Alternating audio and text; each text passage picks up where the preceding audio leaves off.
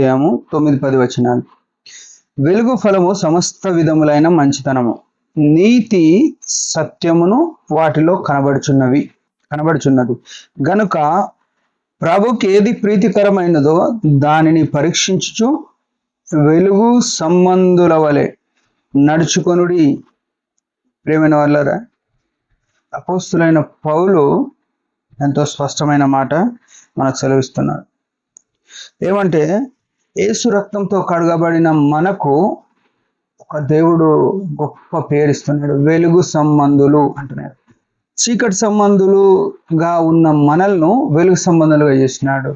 యోహాను సువార్త 3:19 ఏముందంటే, ఆ తీర్పు ఇదే, వెలుగు లోకంలోనికి వచ్చెను కానీ మనుషులు తమ క్రియలు చెడ్డమైనందున వెలుగును ప్రేమింపక చీకటినే ప్రేమించిరి అని ఉంది.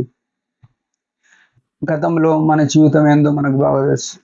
అంధకార క్రియలు, అంధకార సంబంధమైన అధికారం, లేకుంటే దేవునికి దూరమైన స్థితి. అలాంటి మన కొరకు క్రీస్తు యొక్క సువార్త, ఆయన యొక్క సిలువను గూర్చిన వార్త మన చెంతకు ఆయన తన ఆత్మ ద్వారా పంపినాడు. ఆ పంపిన వార్తను మనం విశ్వసించడాన్ని బట్టి మనకేమైంది? నీతి అనేది, లేకుంటే వెలుగు అనేది ఆపాదింపబడుతూ వచ్చింది.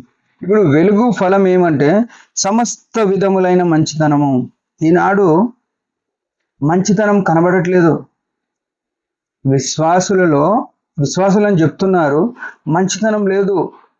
విశ్వాసులకు ముందు చెడ్డతనం ఉంది, లేకుంటే లోక సంబంధమైన క్రియలు ఉన్నాయంటే సరే పర్వాలేదు, వాళ్ళకి రక్షణ తెలియదు, దేవుడు తెలియదు కదా అనుకోవచ్చు.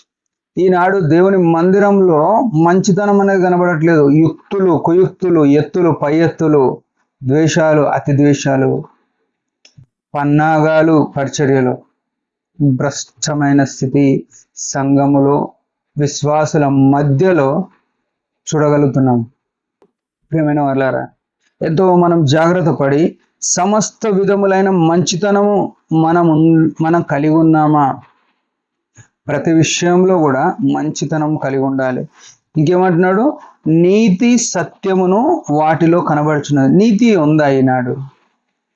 నీతి కనబడట్లేదు. ఏది నీతో తెలియదు. మావోడు, లేకుంటే నాకు సంబంధించిన వ్యక్తి అని వాడు అక్రమార్కుడు అయినా సరే పరిచర్యలో పాల్గొందే పరిస్థితి. మా వాళ్ళు కాబట్టి ఏమైనా చేస్తాం. ఇదా క్రైస్తవత్వం? చాలా జాగ్రత్త. ఎవరి క్రియల ఫలము వారు పొందుతాం, కానీ మన పరిచర్య ఎట్లుండాలి? సత్యం ఉందా? నీతి సత్యం కనబడాలి. ఇంకా మాట ఏమంటున్నాడు? గనుక ప్రభుకు ప్రీతికరమైన దానిని పరీక్షించుచు వెలుగు సంబంధుల వలె నడుచుకొనుడి. ప్రభుకు ప్రీతికరమైంది. ఈనాడు సంఘములో నడిపేవారు వాళ్ళు ఎవరైనా ఉండొచ్చు, నాయకులు కానీ, సేవకులు కానీ, పెద్దలు, పరిచారకులు ఎవరైనా ఉన్నాయి. వాళ్ళకు నచ్చినట్టుంటే పరిచర్య జరుగుతుంది, వాళ్ళకు నచ్చినట్టుంటే కూడిక ప్రారంభం అవుతుంది, వాళ్ళకు నచ్చినట్టుంటే పరిచర్య బాగుంటుంది, వాళ్ళకు నచ్చినట్టుంటే పరిచర్య సంఘము అంత అస్తవ్యస్తంగా ఉంటుంది. యేసు ప్రభు సిలువలో ప్రాణం పెట్టింది తన సంఘమును సంపాదించడానికి, తన స్వరక్తం ఇచ్చి సంపాదించిన సంఘం. అందులో నీ నా అధికారము లేకుంటే నీ నా ప్రమేయం ఏముందో మనం ఒకసారి వ్యక్తిగతంగా ఆలోచన చేసుకోవాలి.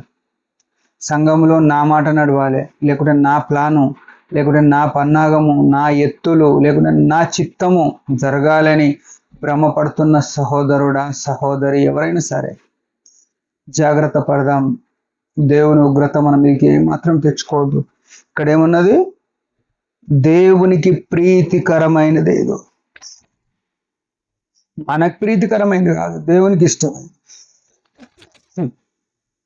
దేవునికి ప్రీతికరమైనది చేయడానికి అని నిత్యం ప్రయాసపడదాం.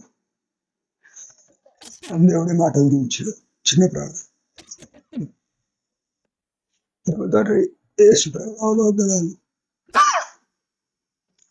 పరిచర్య గురించి